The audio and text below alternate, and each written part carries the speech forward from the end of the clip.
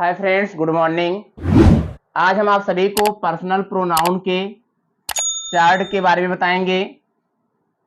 यह एक डायग्राम बनाया गया है और इस डायग्राम में एक पर्सन लिखा गया है। पर्सन के नीचे फर्स्ट, सेकेंड और थर्ड है। Subjective case, objective case, possessive pronoun और पॉसेसिव एडजेक्टिव। आइए जानते हैं कि कौन कौन से प्रोनाउन हमारे पर्सनल प्रोनाउन हैं और वो किस किस केज में आते हैं और कौन सा पर्सन होता है। तो फर्स्ट पर्सन प्रोनाउन में आई होता है और बी। ये दो प्रोनाउन हमारे ऐसे हैं जिनको हम फर्स्ट पर्सन प्रोनाउन कहते हैं, आई और बी। सेकंड पर्सन प्रोनाउन में केवल यू है।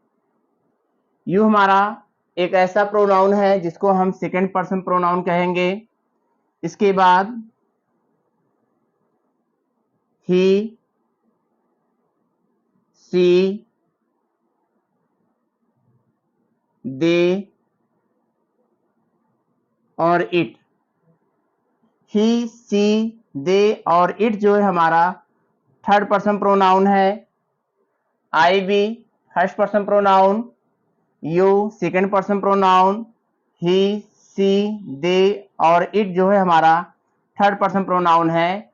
अगर हम केस की बात करें तो यह हमारा सब्जेक्टिव केज है जिसको हिंदी में कहेंगे कर्ता कारक। इनका यूज जो है सेंटेंस में एज ए सब्जेक्ट होता है। अब आई का ऑब्जेक्टिव केज क्या होता है? आई का ऑब्जेक्टिव होता है मी, बी का ऑब्जेक्टिव होता है अस, यू जो है सब्जेक्टिव भी होता है और ऑब्जेक्टिव भी होता है, सेम स्पेलिंग। ही का ऑब्जेक्ट होता है हिम,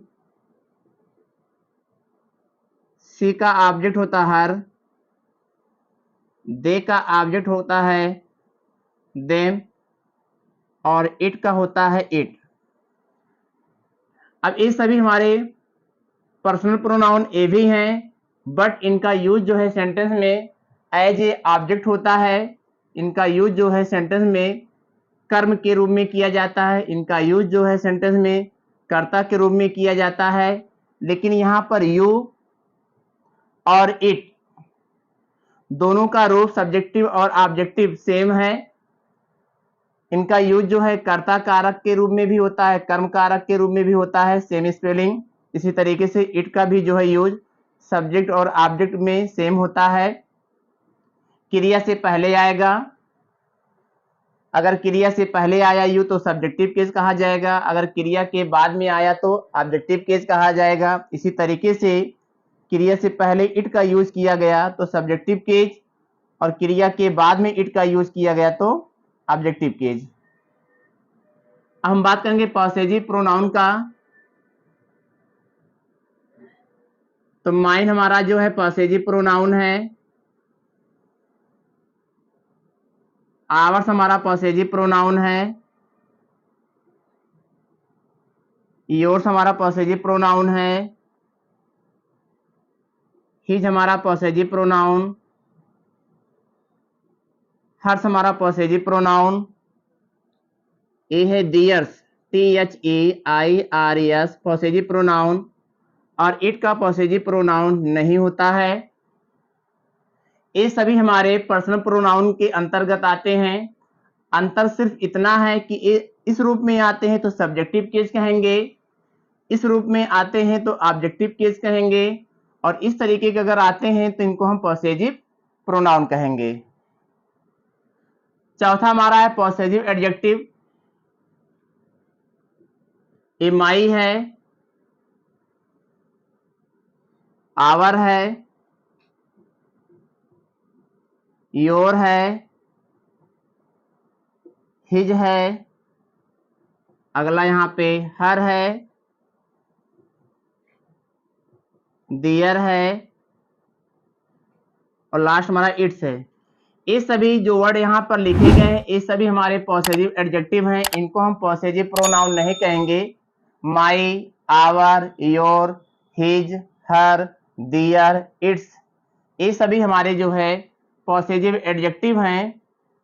इनके लिए हम जो है प्रोनाउन शब्द का यूज नहीं करेंगे, क्योंकि प्रोनाउन हमारे सिर्फ इतने ही हैं जो आपके सामने लिखा गया है। तो इनका यूज हम लोग जो है नरेशन में इनकी आवश्यकता पड़ती है। जब हम लोग नरेशन पढ़ेंगे तो वहां पे हमें इस चार्ट की आवश्यकता पड़ेगी कि कौन सा प्रोनाउन किस केज में है और किस पर्सन में है।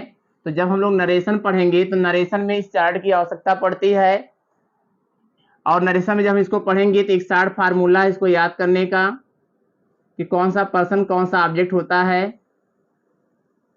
तो 1 2 3 यस ओ एन, इसका मतलब ये है कि जब हम नरेशन में पढ़ेंगे तो जो हमारे फर्स्ट पर्सन प्रोनाउन होते हैं उनको हम रिपोर्टिंग वर्ब के सब्जेक्ट के अनुसार बदलते हैं। जो हमारे फर्स्ट पर्सन प्रोनाउन होते हैं उनको हम जो है रिपोर्टिंग वर्ब के सब्जेक्ट के अनुसार बदलेंगे। अगर प्रोनाउन हमारा नरेशन में सेकंड पर्सन है तो उसको हम ऑब्जेक्ट के अनुसार बदलते हैं। सेकंड पर्सन प्रोनाउन हमारे यू और योर्स इस तरीके के हैं। और अगर प्रोनाउन हमारा थर्ड पर्सन प्रोनाउन है तो यहाँ पे नो का मतलब है नो चेंजिंग से, नरेशन में इसको हम नहीं बदलते हैं। इस तरीके से इस पार्ट को हम तैयार करेंगे।